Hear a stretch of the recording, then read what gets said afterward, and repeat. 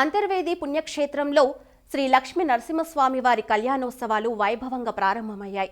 ఈ ఉత్సవాలు వచ్చే నెల 2వ తేదీ వరకు కొనసాగుతాయి. ఉత్సవాల్లో భాగంగా గురువారం రథోత్సవం, 1న చక్రస్నానం, 2న తెప్పోత్సవం జరుగుతాయి. స్వామివారి కళ్యాణోత్సవాల్లో భాగంగా ఆలయం వద్ద ప్రతిరోజు భజన, కోలాటాలు నిర్వహిస్తారు. కేరళ వాయిద్యాలతో స్వామివారిని గ్రామోత్సవాలు జరుగుతాయి.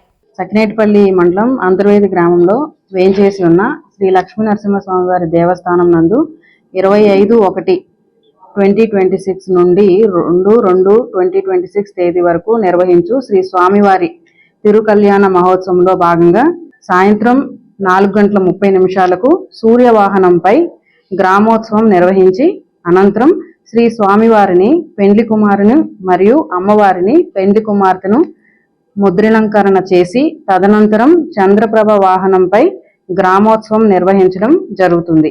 శ్రీ స్వామివారి కళ్యాణ మహోత్సవం సందర్భంగా ప్రత్యేక విద్యుత్ అలంకరణలు ఏర్పాటు చేయటం జరిగింది.